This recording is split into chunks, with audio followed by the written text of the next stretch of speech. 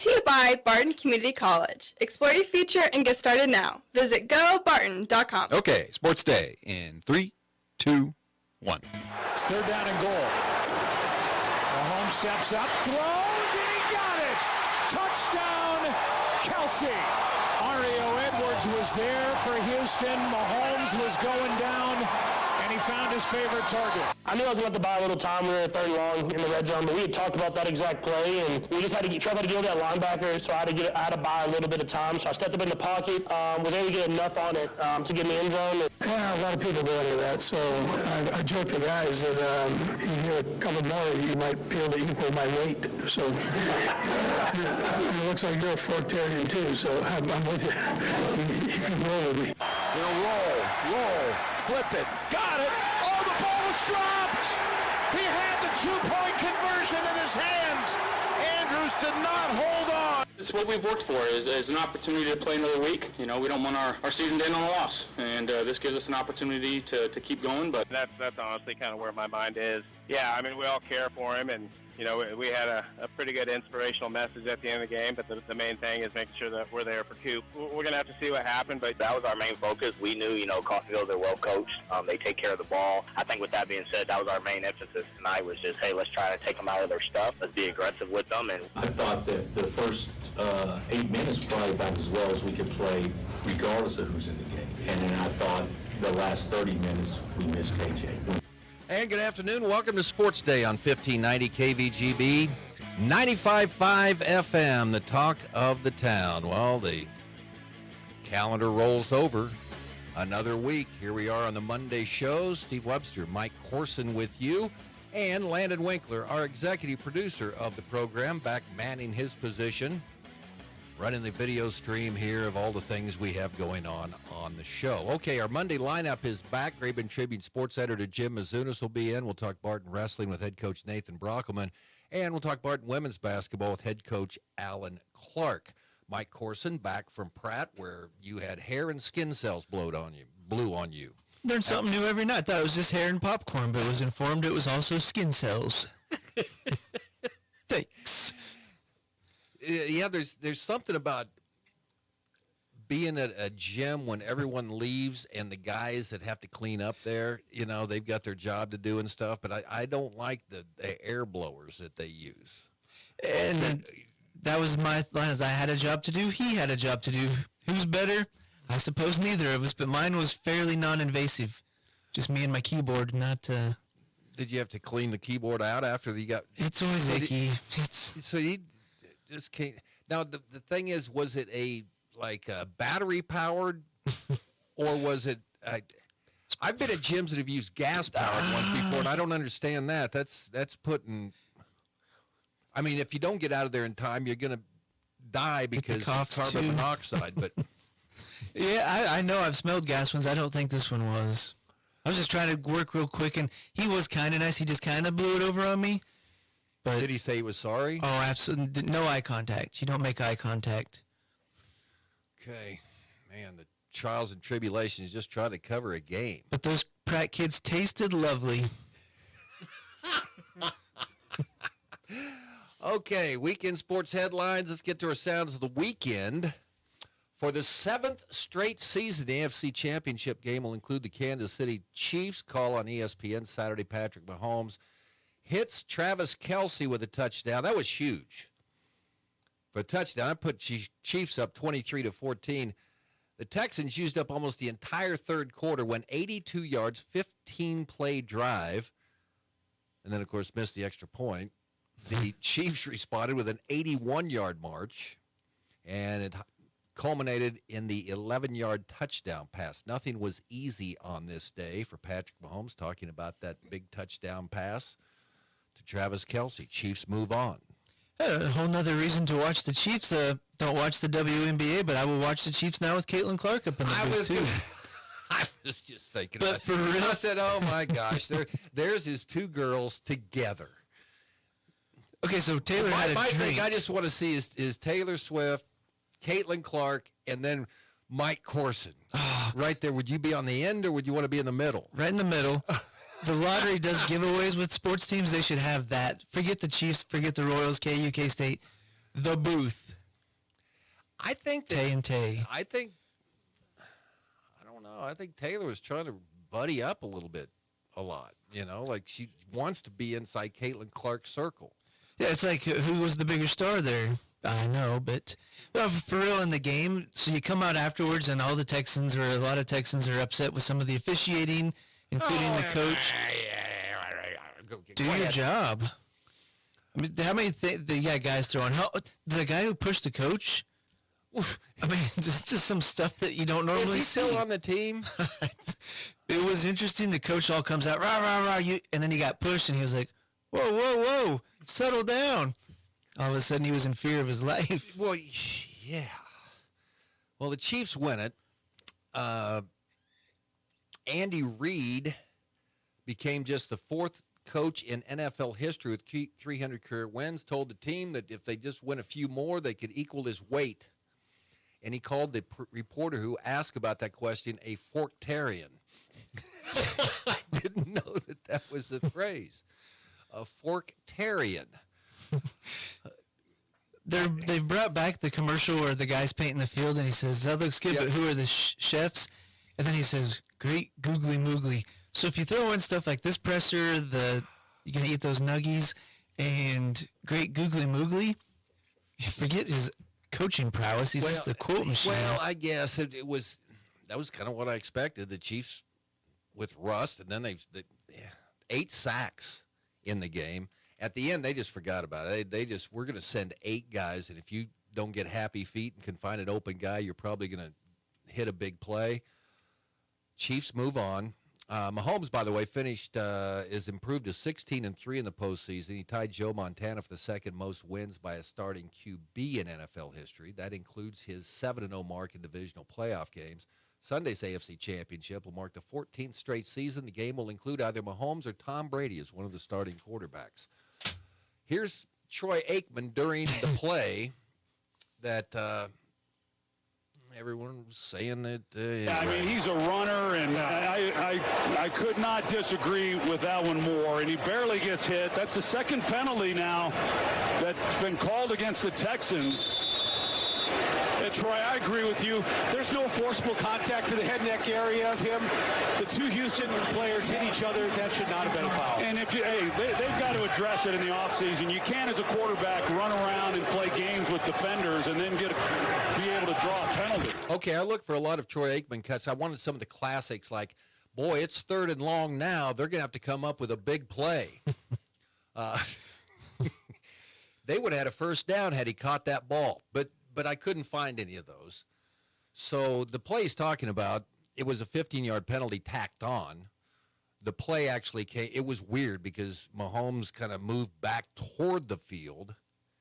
And I've heard people saying he's taking advantage of the rules. He is. He definitely is. But it was an 8-yard gain, so it had been 2nd down and 2. Okay, you get 15 yards on top of that. So did it matter? Did it cost the Texans a game? No, but I do agree with Troy Aikman. Protect the quarterback in the pocket. I mean, your back's there. Some guy can take just a cheap hit. That doesn't mean anything. But, man, if you get out of the pocket and you start running with a football, man, you can get lit up just like anyone else. And so the more egregious one was the one where he stopped to try to draw contact at the out-of-bounds line, and then he flopped. He flopped. That was a bad look. Well, it's a bad look going forward because now he's not going to get that call. So, and I was going to bring this up with the Baltimore game. When these quarterbacks do get out of the pocket, the defensive backs wanted to smoke them. So you had the rap guy from Buffalo that maybe broke his hip. They just try to destroy these quarterbacks. And so that was what happened with this Texans case. These guys, they hit each other in the head because they wanted him so bad, and he was free game at that point. So they rolled the dice, and it went against him. But at some point, the defenders also have to say, I've got to not try to kill this guy. I just need to tackle him. Okay, but then Mahomes has done this several times in the playoffs. He'll go down toward the sidelines and kind of let up, and the defender lets up, and then he cuts back along the sideline for some big plays. I agree with Troy Aikman on that, and the fact that, it's 3rd down and long. We're going to have to come up with a big play. All right. Who will be the starting quarterback opposite Patrick Mahomes next weekend? Well, it won't be Lamar Jackson. Jim Nantz the call yesterday. It's like Christmas for you. Well, it was Christmas in the first quarter once he threw the first interception and then tried to pick up the foot. Anyway, man, Mark Andrews. That was a Bill Buckner between the legs ground ball that goes into the outfield, dropping that 2-point conversion pass. That was quite the drive to come down. And the 2-point conversion did not go. It was 27-25. Buffalo gets the onside kick. Game over. Did the mayor of Buffalo give Andrews the key to the city yet? The fumble and the drop 2-point. It was a bad fourth quarter. Yeah, I forgot about the fumble. Josh Allen rushed for 2 touchdowns. Buffalo's defense forced 3 turnovers. The Bills get the victory. So here we go, Buffalo and Kansas City. I nearly text you because it was, like they said, the biggest decision of the season. You're up 6. Do you try to push it in and basically take the game, or do you kick the field goal? Or it was up 5. Do you take the field goal and make it the worst they can do is tie? I was like, you have to kick this. They've already missed 1 2-point try, but you cannot get beat on a touchdown, 6-point touchdown. And lo and behold, it worked. I mean, if they would have scored the touchdown, everybody, why would you kick? But no, the worst they could have done was tied, and it still took half a miracle, and of course they didn't get it. And that's why you kick. That's why you kick. I concur. Okay, so it's the Chiefs against Buffalo in the AFC Championship game. The NFC Championship game. Washington Commanders. No, if you wanted to come out and say they were going to win the game, I would tip my hat to you. You said it'd be you felt it was going to be competitive, right?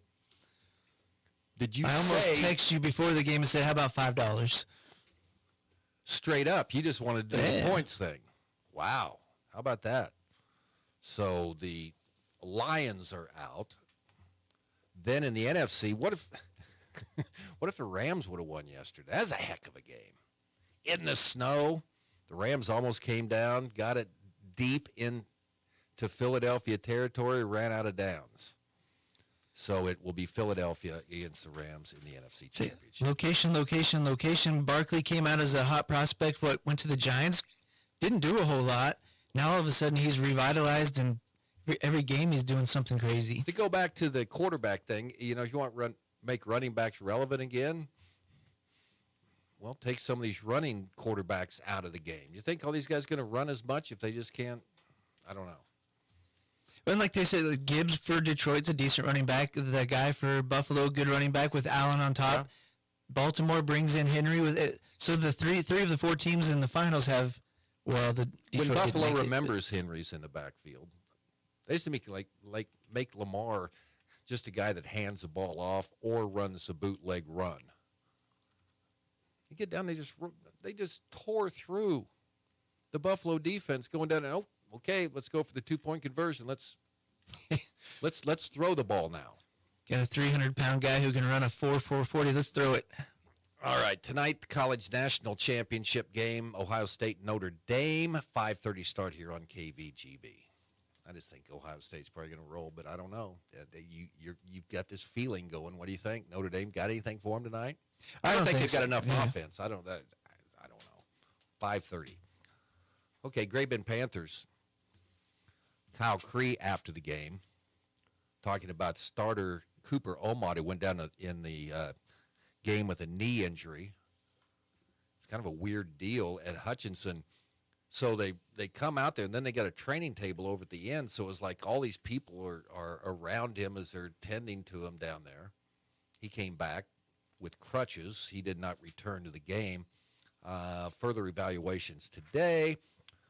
We'll find out, but it looks like the Panthers are going to be without Cooper Omot for a period of time. I don't know how long it's going to be. Big key not to have him, especially that 1-3-1 defense, but wow. How about the Panthers putting a running clock on Hutchinson that I thought was going to be their biggest test of the season? They win by 30. All I was thinking about in that fourth quarter, wonder what Haven's thinking today.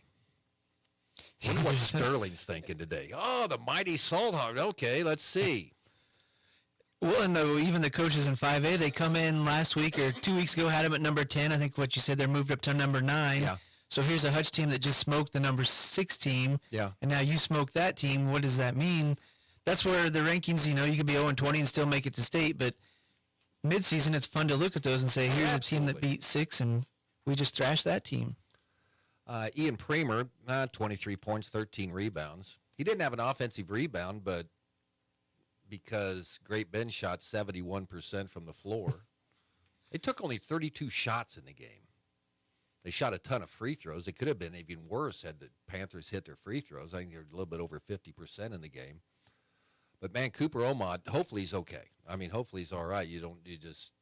Especially just a sophomore, he's got a tremendous athlete, of course, a great track performer as well. Again, we will wait and see, but that puts that 1-3-1 that Great Bend likes to use is very effective defense, but you've got to have an athlete on the bottom of that 1-3-1, or if they go man to man, he's their best man ball defender they have. You can't get around him. Yeah, and I know that Garden City game slowed down, but you had the 25 points in the first quarter. So since that Haven loss, they've steamrolled quite a few quarters or teams, and so you hate to lose any momentum losing one of your kids like Cooper. Yeah, Panthers will be in Salina on Thursday. They will take on Salina Central Wichita South. I'm thinking Salina Central probably in the semifinals. That'll be 4:30. That'll be at Salina Central High School.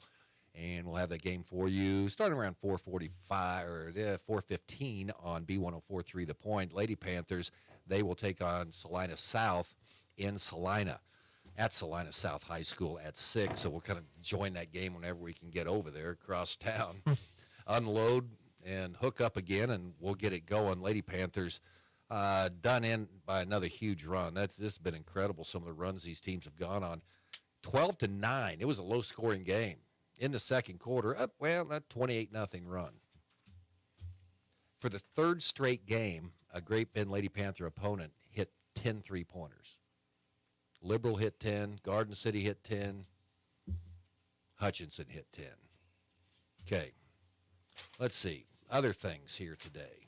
High school basketball is underway.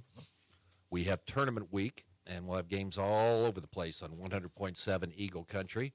Our action begins today at 3:30 as we will bring you Minneapolis against Victoria. Connor Nichols is going to be running the sideline over in Hoisington today. 3:15 pregame for the games today in Hoisington. There will be a boys game. Then at 5, Pratt takes on Minneapolis. Girls game at 6:30 tonight, Ellsworth, or I should say Pratt against La Crosse, and then the late game tonight on the boys' side, it will be Victoria and Otis Bison. So high school basketball going for you. Also, the Midwinter Classic gets going today. Girls' games down at St. John. Little River takes on Nickerson at 6:30. The 3:30 game, Central Plains at Cimarron. Boys' action, 5 o'clock today, Maxville plays Cimarron, and Central Plains will take on Nickerson in the late game. Barton wins over the weekend, knock off 12th-ranked Coffeyville, 75-64. Assistant coach Austin Downing talking about just getting back to the basics, tough defense, and hard work. And finally, Bill Self, playing without K.J. Adams, got off to a great start, 14-0. He said, first 5 minutes they looked good. Then the final 35 minutes, they looked like they were playing without K.J. Adams, who's out with a separated shoulder. A lot of KU fans are like, I don't like him. Well, he does a lot of things. Maybe not scoring like you want to, but their defense isn't anything like it has been when he's not in there. So What was that, 5 straight for K-State? So you can say another one. You went into Allen, lost by, 12? But no moral victories at that level. If I might go back to Hoisington, they're going into the boys are going into their own tournament as the 7th seed. Basically all ranked losses except to Pratt, which was a quality team, as you've seen. And they were up 15-14 at the half, and then Mr. Arlie Morrell woke up. And then in the girls' action, I think they were down 13 after one quarter at the half something. So it could have been going away, but they cut it to 1. But 7 3-pointers from Pratt's Jackson, and Mr. Mike Hesher came down. And we weren't sure if she missed a shot or not. She was 7 of 9. So another awesome performance from the shooting. Okay. All right, Mike Corson with us here. We're going to take a break. Jim Mizunas, he was down at Hutch. You should have seen the athletic ability that he showed. They've got these big steps that go up to the press box way up at the top. I mean, I crawled up there. Mizunas came up, took 4 steps right up the thing with his equipment in his hand. His pin? No, he had everything. Man, that was pretty good. I'll ask him about that. It's all coming up next on Sportsnet. Cine Doors, this is Cindy. Me, Ma, I passed my math test. Great job, Hadley. I knew counting all those parts in our huge inventory would help out. Don't forget about the springs. That's right. We have the most in-stock springs of anyone in western Kansas. Well, I don't know if our inventory is making me smarter or just giving me a headache. Garage doors, service, and repairs at C. Andy Doors in Great Bend and Hayes. Jumpstart your education with Barton Online. You can pick up a class or earn an associate degree for less than half the cost of a university. We are always enrolling. Start when it works for you. Choose from 5 sessions throughout the semester, including 16, 8, and 4-week options. Save big on the way toward your career or tackle your gen eds with our low-cost pathway. Visit online.bartoncccc.edu and enroll today. Community bankers should actually know your community. Hi, I'm Sean Powson, president of Your Local Equity Bank. As someone who lives here, I know many of you and I know what's important to you. I've been in the industry a long time and I've helped many navigate through financial challenges and lead them to financial opportunities. I believe that people bank with people, so I'd like to invite you to stop by one of our region's 5 locations and meet our friendly, helpful staff. Let us show you our commitment to serving you and our communities. Because at Equity Bank, we're right here beside you. Member FDIC. He's passionate about his high school sports and his trendy sports apparel. Sports Day presents the Great Bend Tribune's Jim Masunas. Not bad today, not bad. It's not a logo type thing today, so I didn't know what. It's a long week. Our show brought to you today by Great Bend Rec Commission, dedicated to improving our community and the lives of its individuals, and the Animal Medical Center. Large or small, they take care of them all. Jim Masunas to talk everything sports. I guess we'll start with Great Bend Hutchinson on Friday. I was not expecting a running clock in this fourth quarter of the boys' game. Yeah, that was my first question to Kyle Cray. Is like, what do you think of that running clock? He said, well, I didn't think about that for a second until it happened. And then he was quite pleased by 4 quarters of really aggressive defense. Hutch made 1 of 15 3-pointers, good perimeter defense, and outside of a couple rebounds early that they gave up, just superior defense for 4 quarters. I don't know what to think about Hutch. I mean, oh, no, they're good. I mean, the Govain brothers, they're good, and King is good too. But they did a good job walling off King. They let him get to the paint, and then really walled him off there. Yeah, he's more of a kind of a dribble guy. I don't know if that works effectively as much against a 1-3-1. No, it doesn't. It was a perfect defense to hold because they got pressure on the perimeter shooters, and they walled off the middle of the lane. I still believe that with most zone defenses, the way you attack that is you put a guy at the free throw line, put your best guy there, your tallest guy, and then he's got 3 options. He can drive the ball, kick left, kick right. Dave Ferrara at Hutch Community College was famous for that. He loved putting a guy at the free throw line. Put your best athlete, a Dean Wade type. Not very many guys have that. Teams have that. But put your best guy there. Who's got Dean Wade up there. Yeah, it helps. Sort of nice. But anyway, that's a good way to break down a lot of zone defenses. Okay, so then they kind of went to a 2-3 when Cooper left the game. And that was still pretty effective. Yeah, it was still very good. And that 1-3-1's been their best defense this year. But, man, if you take Cooper off that back line, then I don't know. Maybe it's at 2-3. Maybe I don't know. But that's going to Panthers will likely be playing without Cooper Omot here for at least a few games. So what's that do? Next man up, they missed 4 games. Jacob Hall. Missed those 4 games, and they missed him for sure. But now they got to do it again. So. They're a much better team with Jacob Hall on the floor. But with Cooper does all those things that you don't necessarily notice in the box score. Absolutely. He tips passes. He tips the ball to teammates. He grabs a rebound. He draws a charge. He does all those things that you don't necessarily handles the ball, passes it really well, and so you really miss that because your offense needs that fluidity in the middle. Where you've got to have some guy moving that ball around. They had 5 different point guards in the game. Yeah, it's amazing that. I mean, you can bring even Prem. We saw He can Jake handle up the there ball. running it. Of course, Yeah. you had Dax Minton, who I thought had a fabulous game. The only one that didn't was Isaiah. He didn't get bring the ball up as a point guard. But he Yeah. drew his 1 or 2 charges. Oh, as usual. absolutely. And that's a nice adjustment. I like Dean Wade did this at St. John. Get your big guy to bring the ball up. Now their number 5 guys try to defend a 6'6", 6'7" guy who can handle the ball. Well, it's a tough matchup, and it was very effective by Coach Kyle. Nice little matchup there. Ian had a pretty good dunk again. That two-handed one. I thought it was going to go up maybe just a one-handed one. I think he was a little bit determined there because he just went up and, yeah, that was pretty impressive. And just to blow them out like that, it'll be interesting to see what Hutch does moving forward. But I'm kind of like you. I think it's a good matchup the way the Panthers played defense. So Yeah, the radio guy said Hutch played their best game of the season against Valley Center and then played their worst game of the season. But again, sometimes it's matchups and just the other team made you look bad. I don't think they're a great three-point shooting team. So I think They didn't look too sharp. But, No. but that's a nice adjustment by Coach Creed, too, is that they're not going to jack up a bunch of threes. They're going to shoot them selectively and shoot a few a game, and that's what you do. You don't go like K-State and go 22 minutes and go 0 for 27 from three-point land before you say, maybe we need to not shoot so many three-pointers here, guys. Yeah, especially with KU missing KJ Adams. Okay, tournament week. Kind of infatuated with this girls bracket down at St. John. It's a good lineup, right? Yeah, what a tremendous field down there at St. John. Great job by St. John to entice Little River and some of the other teams to come in. It just makes it what a fun tournament down there from the girls' side. I think if I was St. John, I would just kind of like pulled we're hosting a tournament. We get to play in whatever side of the bracket we want. Not that the other side.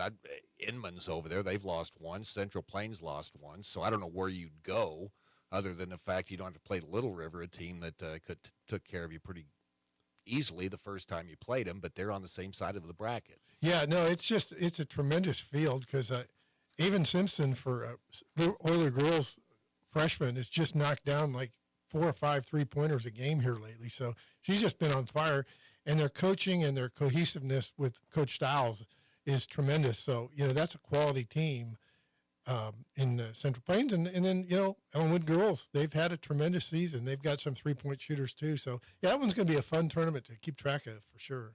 Okay, and that gets underway today with 4 games down at St. John. We have 4 games over at Hoisington. Anything stand out about the field at the Hoisington Cardinal Winter Jam? Yeah, I was watching the Pratt and Hoisington girls summary because I knew they were down double digits, and then Hoisington put tremendous pressure, full court pressure on it. Really turned the trick there, turned the game around. All of a sudden, it was a 1-point game, and then Pratt got away, and the Jackson girl hit a couple threes, and it was ball game. But yeah, Hoisington girls are still very competitive, and when they keep their turnovers down, they're tough. And then Pratt girls again. A lot of teams are relying on 3-point shooting, and Pratt made a bunch of 3-pointers too. I think the 2 girls made 9 of them, 7 by one and 2 by another. So, but yeah, it should be a pretty balanced tournament over at Hoisington because there's no real.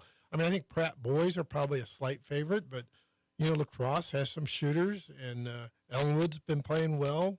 Ellsworth is well coached. Victoria is decent. It's really balanced, especially on the boys' side. I mean, anything could happen in that Hoisington tournament, boys and girls. I'm curious that Hoiston boys, though, that it's every team they played, it seemed like, has been ranked this year. And lacrosse has got a nice team, 5-2. But man, how many times do you remember the Kyle Haxton team go in there as a 5 or 6 seed, something like that, and end up playing or winning that tournament over there? Yeah, when I look at their bracket, they can definitely beat lacrosse. If they keep Holoperic under wraps, which Ellenwood did a really nice job of that Friday night, went to overtime and lost. But if they keep under wraps, they can definitely beat lacrosse. Ellenwood, Ellsworth, I think that's a toss-up game too. Yeah, I definitely think Hoisington's got a path, especially the way they're playing. When you play Arlie Morrell and that Pratt crew down to the wire, basically. Yes, that's a good team. That's way better a team than you'll see on your side of the bracket. So I'm not predicting that Pratt and Hoisington would play again, but there's certainly a possibility of that happening. NFL playoffs. Oh, the Chiefs are in again against Buffalo. I couldn't figure out who I wanted to play more. or who I wanted to play less. I kept thinking, well, okay, if it's Baltimore, Lamar's going to be Lamar. He'll do something like he always does. But I don't want the Chiefs to have to defend that running it. I like the matchup better probably than Baltimore. Yeah, I think Baltimore's run game was more of a weapon with their two guys than Buffalo's. And then Buffalo's defense isn't near as good as Baltimore's, although, Buffalo's offense is good enough. They can score 30-plus points as they showed the Chiefs the first time. But I think Buffalo's a better matchup just because of their defense. So what do you think about protecting quarterbacks once they leave the pocket? I think that's a silly rule. I don't think you should have a rule that has a certain player. So let's put it this way. Let's line up your tailback as your quarterback, and then let's just have him fade back. Now he starts running. So Henry's running down the field. Now he's a quarterback. He's not a running back anymore. He's a quarterback. He lined up as a quarterback. Yeah. So how silly is that? So Derrick Henry slides to the ground, a 250-pound terror, and it's going to be a penalty on the defense. It's silly. You should never have penalties that are exclusive or like, let's just give him little flags, little white flags, and then the defense can pull them. That'll save everybody a lot of problems. I think it's silly. And, you look at where the NFL has gone, it's gone to you drop back straight passer in the NFL anymore. You're almost like a dinosaur anymore. You've got to be able to run the football. But with the rules the way they are, you're crazy not to try to go out and get a mobile quarterback that can run with the football. Absolutely. You can't hit him in the head. You can't hit him in the shoulder pads, Tom Brady rule. Can't hit them low, Tom Brady rule. When they slide or go out of bounds, you can't hit them. So, well, some of those are in the pocket. Maybe I can see that. Okay, if you're in the pocket, yeah, okay, because those are blind shots they're taking. That's a cheap shot. I mean, it's not out in the open field. You're designated as a running back. Hey, bring it on, boys. We would see how many mobile quarterbacks that we would have. I don't know. Yeah, you might have less as the season wears on. But, again, I don't like the immunity you provide the quarterbacks. I mean, to me, once you leave the pocket, you're running back. If you want to fall to the ground, that's fine. I think it's silly. Yeah, Derrick Henry's a quarterback dump. You got to lay back off of him. He's going to – but the one that always kills me is when and, of course, Mahomes did the soccer flop on the sideline. That wasn't a good look. But the one that he's got a lot of big plays on is when he goes he's going to the sideline, kind of looks like he's just going to coast out of bounds and then turns it up. The defenders and he's got big plays out of that. Oh, yeah, he's gained some additional yardage for sure. And, again, Mahomes is a savvy player who knows exactly what he can and can't get away with and plays it to the hilt. I mean, there's a lot of that's part of the game is that you got to know the rules and you got to know when you can take advantage of those rules. All right, Jim, what else you got today? Well, bowling goes on over at Great Bend and Walnut Bowl this Monday and next Monday, so the bowlers get rolling. The girls are two-time defending state champs and still have a couple Mayberry sisters who are really good bowlers, so they've got a good team, a good outfit, and the boys have got everybody back, so they'll be improved this year too. So I got a couple bowling matches this Monday and next Monday. Great place to watch a bowling, especially you can get a burger or something like that. Being indoors when it's 10 degrees is definitely a good thing. All right. Well, Jim, we appreciate you coming in on Monday. We'll talk to you next week. Jim Mazunas, Great Bend Tribune, with us on Sports Day. Our show brought to you by Equity Bank. Here when you need us. Save big with in-person banking, business banking. Visit equitybank.com for more information. C&E Doors, your full-service garage door company. Follow the orange sign south of 10th and Harrison. And Eller Automotive Repair, where they specialize in wheel alignments, oil changes, and general maintenance for all makes and models of cars and small trucks. Barton Wrestling with Nathan Brock coming up next. From the Mayo Money Management Studios, 1590 KVGB, Great Bend, and 95.5 FM K238CK, Hoisington. Hey everyone, this is Cole Ryan, voice of the Barton Cougars. Attending sporting events for Barton Community College is great, but did you know you can support the athletic teams even further by getting involved with the Cougar Booster Club? The Boosters help with fundraising for equipment and facility upgrades to give Barton athletes every opportunity to keep succeeding at the regional and national levels. Join the Cougar Booster Club as an individual or business. Call 620-792-9377. Become a booster today. Go Cougars. Working the land is by nature a dirty job. What fuels me to get it done? The generations of farmers who've worked the soil before me. What fuels my equipment?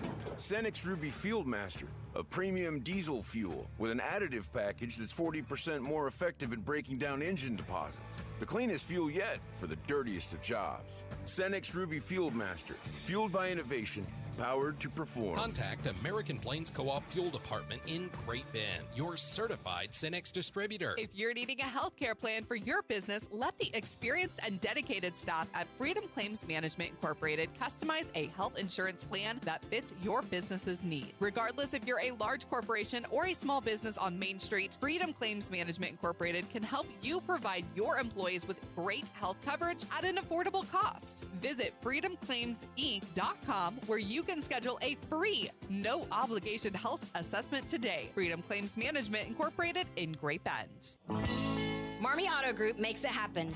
Central and Western Kansas. Check out our selection of new and pre-owned inventory. Marmy's friendly staff offers top quality service that you've gotten to know over the years. When your existing vehicle needs parts or service, our experienced team will get you back in the game this season. Marmy Chevrolet, GMC, Ford and Chrysler, Dodge, Jeep Ram, parts, service, and body shop. Visit Marmy Auto Group on 10th Street or marmys.net. Marmys, make it happen. It's Sports Day on 1590 KVGB and 95.5 FM. Presented by Barton Community College and the Cougar Athletic Department. And brought to you in part by the Barton Cougar Booster Club, continuing their efforts to make the Barton Athletic Department the best in the country. Barton Wrestling Time. Nathan Brockelman back from the Roger Denker Open in Warrensburg, Missouri. Brought 5 wrestlers along with you. How'd the weekend go for your team? It went pretty well overall. It was pretty much all Division II and NAIA schools. I think the only other JUCOs there was NEO and Iowa Western, and I think we only matched up with them once. So we got to see some different competition with the guys that went.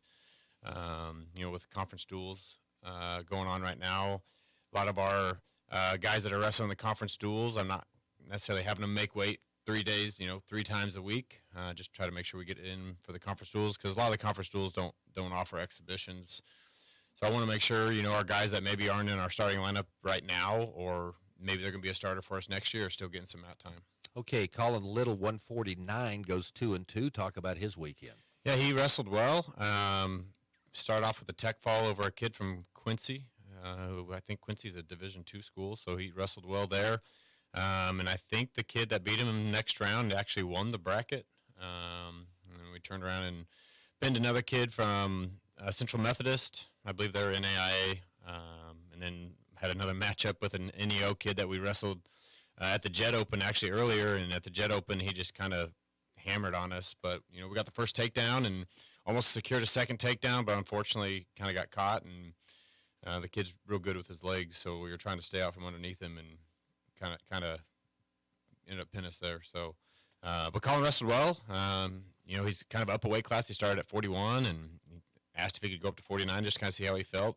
Kind of thought the weight cut was maybe too much for him, and he's having pretty good success so far at 49. Anybody else that kind of stood out with? I guess there's only 4 other guys, but yeah, Jamal Garrett got back on the win column. I don't know if he had won one really since maybe the Cougar Open, so he was kind of needing to find a win other than a couple forfeits in some of the duels that we had. So he picked up a win, and Edgar picked up a medical forfeit. The kid wasn't able to compete, and honestly, one of the biggest wins of the weekend was Kevin Schroeder finally got down to 197. So that was big he for us. did. Okay, how do you feel? His first match, he felt good in the first period. Pretty close match with the eventual, I think, second place finisher in the bracket. I think it was like a 3-2, or I think it was 3-2 after the first period, and then that big old weight cut that he's been doing for a month now finally kind of set in and kind of gassed out a little bit. But it's good that he finally made it. Now he knows that he can make the weight, so it should hopefully be a little bit easier from here on out. Okay, so once you get down to this weight, then how do you build yourself back up without putting the weight back on then? Just got to kind of be cautious and maintain. Instead of eating 2 cheeseburgers, eat 1 cheeseburger. Okay. You still got to intake the fluids, and fluids are actually a little bit easier to cut because it all comes back out in sweat. You just got to kind of watch what kind of calories you're intaking and things like that. But I think, he told me after he made weight, we were in the hotel, and he was, I think, 200 when we got there, and he went and ran some and took a bath or shower just to kind of get something changed up. And I was sitting in my room. All of a sudden, I hear this knock on my room, and he's like, "Coach, guess what I weigh?" And I was like, 198. You know, like I didn't think he had made it yet. And he's like, "I'm 197." And so he was all jacked up and kind of running around the hotel, and he ended up weighing in at like 196 in the morning. And you know, I think that was the biggest confidence booster, because after he made weight, he's like, "Coach, I'm going to be honest, I don't think I was ever going to make it." So, well, it was a tough process. I mean, where did he start at? I think about 225. So okay, and that's yeah. You know, when we were kind of giving him a hard time, I said, "Hey, Kevin, you ever had abs before? Because it looks like you're starting to get some, you know." And he's a good kid, and I'm glad he finally made it. And I think that's the confidence he kind of needs to know that he can actually make it, to make it worth being disciplined and strict with what he's kind of doing to try to stay down at that weight. What's that do for your team dual-wise? With, you know, if he could have made it on Thursday, I think we maybe would have been able to pull an not really an upset, but I think we could have pulled out a win over Neosho. You know, we lost 30-22 to Neosho. We were open at 197. I think he would have probably beat the 97-pounder from Neosho, and that'd put a win column for us as a team. And it's just nice not having an open, because, you know, in wrestling, you never really know what's going to happen. You might be wrestling the number one guy in the nation and just kind of catch him off guard and catch him on his back and get a pin in a duel, and that's big time duel points. So. Okay, talk about those duels, because it was, let's see, you came in here and you had Labette, Neosho, like you said, 30-22, and then Cowley falling 42-15. Just how those matches go, and obviously more competitive this year for sure. Yeah, we wrestled better. I thought we'd get Neosho. I knew weight classes, especially being open at 97, 57, 65, and 74, we were going to have to get a win somewhere in there to win the duel. And we had to pick up some bonus points, and we got some bonus points. They were open at 125, so really the open didn't hurt us that much, but I was pretty confident that they weighed a guy in, but they decided not to wrestle him. I was pretty confident we were going to get the fall there anyways with Garrett, but we got a pin at 41, we got a major at 49, and then we just couldn't quite find another win until heavyweight. And, at 57, it's kind of interesting. Caden Blake, so in college, if you're on top and you're holding on to a leg, you get a stall count. If the ref counts to 5, it's stalling on top. Well, he had the leg, and when the ref got to 3, we turned him to his back. But he continued the stall count. And, afterwards he told me he made a mistake, which is not, it's nice hearing that from him. But, if he would have started counting back points, and it was pretty tight, we might have pinned him there. And that would have been a flip of 10 team points. So we would have got 6. They would have got -4. That'd have been the duel right there if that would have went a different way. But, you try not to think about those types of things. And, those things happen all the time. And, refs are human, and guys got to take care of business and not just hope that the refs make the right call. Okay, duels continue this week at Pratt on Thursday. Yeah, we're actually home at versus Pratt. Pratt's tough. They went and handled both Labette and Cloud last week in the opening of the conference. I think they're number 9 right now. Kind of going back to Cali too, we made a big jump from the week before. I think the coaches' duels, they beat us like 50-6. We only won 1 match, and it was on a defensive pin. So really, we probably shouldn't have won that match. And we won 3 matches against them this week. So just in a week's turnaround, we had some improvement there. So Pratt's gonna be tough coming into town. They got a lot of nationally ranked guys. We're just gonna give our all. We don't have anything to lose. They have everything to lose. I don't know how many consecutive duels Coach Kepley's won in the KJCC, but I know it's a lot. And we're going to see if we can't bring the Battle of 281 belt home. It'd be awesome if we could. But ultimately, we want to try to see what we can do to maybe set up some things for regions too, get a couple wins, some quality wins with their guys. They got a lot of wins in their record book already. So if we can pull off some upsets, that'll just kind of set us up for the future. We have a 281 belt. Yeah. So we when I took the job, Coach Kepley reached out to me and asked if we wanted to kind of hype up our duel a little bit and make it a little more of a rivalry, and we split a WWE belt, and it's half gold and half blue, and has the cougar head on it, has the beaver on it, and it says Battle of 281 on That's it. So cool. It'll be up there. It'll be at the head table during the duel, and last year they kind of put it on us, and hopefully we can at least pull a couple matches out and make it a little more interesting at least this year. All right, I like the 281 belt. Just keep coming up with ideas, man. Yeah, we like got to promote the best you can, and maybe someday I can convince Trevor to get some spotlights out there or something. I like it. Come on, Trevor. Hey, Nathan, appreciate coming in today. Nathan Brockelman with us talking Barton wrestling. Alan Clark's going to talk Barton Lady Cougar basketball. That's next. It's all here at Great Bend Rec. Sports, leisure, fitness and wellness, even senior and adaptive needs. It's all here at Great Bend Rec. Pick up a program guide or stop by the rec office at 1214 Stone in Great Bend. Or check out the website, greatbendrec.com. Live, play, explore at the rec. It's all here at Great Bend Rec. Live, play, explore at the rec. Dr. Nels here, Animal Medical Center, and today we want to give a shout out to all the supporting cast at these basketball games. We have some great young men and young women on the court, but we also have some great young men and women playing their instruments, cheering, dancing, all those things. Let's clap for them. When they perform and get done, let's show them a round of applause, show them some love as well, because they deserve it. Dr. Nels here, Animal Medical Center, large or small, we take care of them all. When it comes to car maintenance, it's good to know a local guy that can get things done. The Eller family has been in the auto repair business in Great Bend forever. Greg Eller continues that long tradition of helping people. Eller Automotive Repair specializes in wheel alignments, oil changes, and general maintenance for all makes and models of cars and small trucks. Open 8 to 5 Monday through Thursday, 8 to 4 Fridays. Eller Automotive Repair at 915 Morton, right behind Great Bend Appliance, Furniture, and Sleep Source, 10th and Morton.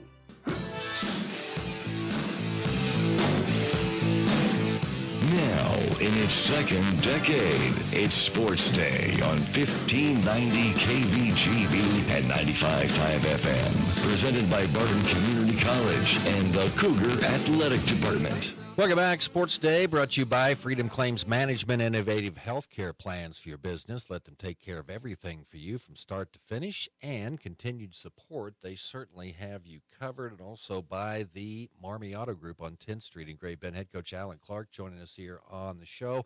Lady Cougars, what a game Saturday afternoon at the Kirkman Center. Led almost the entire way. Coffeyville comes back and gets you at the end, 71-69. Pretty good ball game, Alan. Yeah, it was a good game. We played better against a good team. They had just beaten Dodge on Wednesday, and Dodge ranked number 3. So, but it was disappointing. It was also disappointing. Good game. It was a very disappointing game as far as not being able to finish it off and ended up with it on the win column. So, had some cracks at it there. We did at the end of the game. We did. We were up 4 with about a minute 10, minute 5, whatever it was, and we watched the film last night and talked about, we needed to get one stop at that point. You need to get one defensive stop and not only just one stop, but even if they scored like within 5 seconds of the possession. Once they got it into the half court, they just set a ball screen and the kid turned on the ball screen. We went over it instead of under it. And they ended up scoring like with 57 seconds left. If we could have got that, if we had made them take another 10 or 12 seconds to score, we get it down to 45 seconds left in the game, and I think it's a different situation. But when Brittany hit that 3 to put us up 4, I really thought we were going to win the game. But we had a good shot at the end. Elena had Regina made a great play, got the ball to Elena, and just couldn't get it in the basket. Talk about Regina. She's been playing pretty solid basketball. She has been, yeah. She's been playing really well. First half against Colby, she wasn't. I think it was the first half against Colby. She wasn't great, but other than that, she's played really well, and she was really good, especially offensively. Made a couple defensive mistakes on Saturday against Coffeyville, but other than that, and I tell them all the time, you're going to make mistakes. We just got to cut down on the number of mistakes we make. We got to limit the mistakes more. When it's a overtime game, obviously. One less mistake defensively, one fewer turnover where they steal the ball and go for a layup. I think they did that like 4 times. And if we take one of those away, we end up winning the game. I know you're not going to. The only thing that matters is a W, but yep. you were leading this Coffeyville team by 11 in the first half. I think it was 9 at halftime. Yep. And so that's progress. I've had a lot of people after the games, told me how much better we're playing, this and that. But for me, I'm sorry that was out the window about 3 years ago. So what was good in the first half that you want to see, sustain for the entire game? What was there on Saturday? They were playing us man in the first half, and they had a hard time guarding Regina. They had a hard time guarding Vivian. And then they went zone the second half.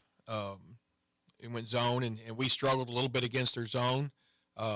Brittany hit 2 threes in the fourth quarter, to kind of help us, get the lead back after we'd given it up.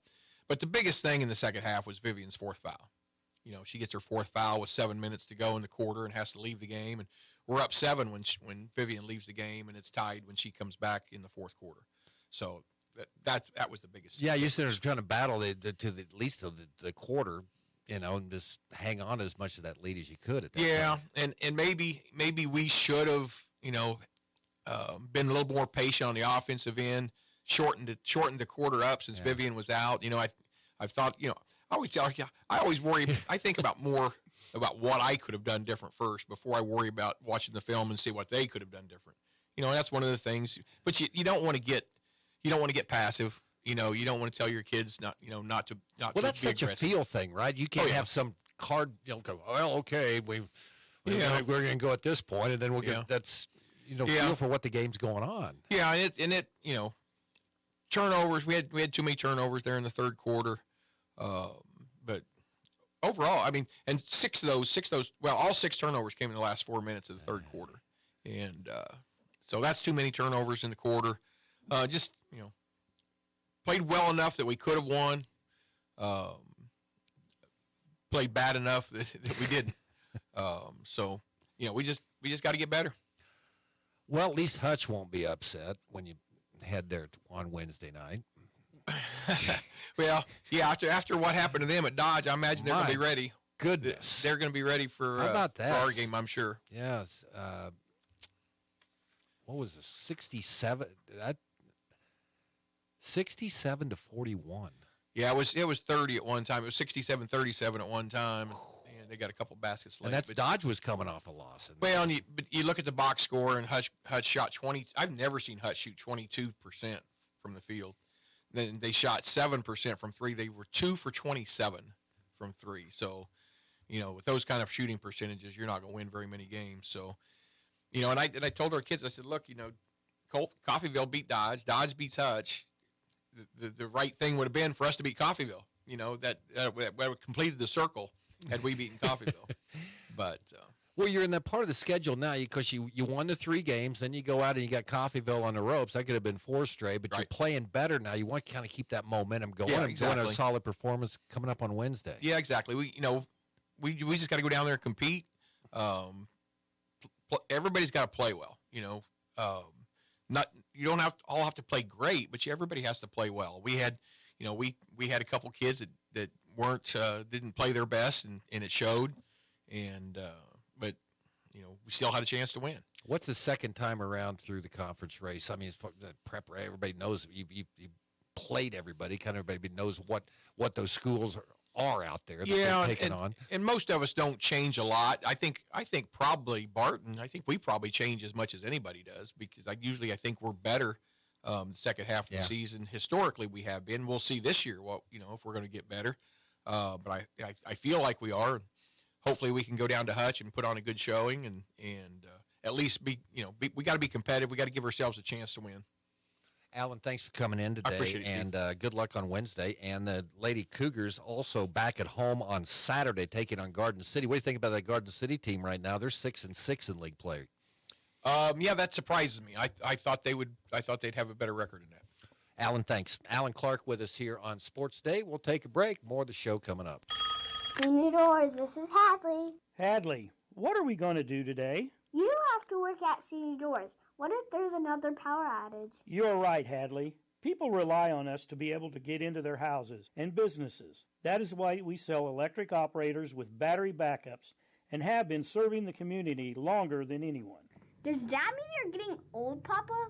Not old, experienced. Garage door service and repair at C&E Doors in Great Bend and Hayes. Take your passion for creating magic behind the curtain to new levels with Barton Community College's Technical Theater program. This new program is designed for students to learn how to create breathtaking light shows, Run a state-of-the-art soundboard and build captivating sets. Unleash your creativity and earn an associate's degree to build the skills you need for a career in theater. Now enrolling for the fall semester. Learn more at techtheater.bartonccc.edu. Community bankers should actually know your community. Hi, I'm Sean Powelson, president of Your Local Equity Bank. As someone who lives here, I know many of you, and I know what's important to you.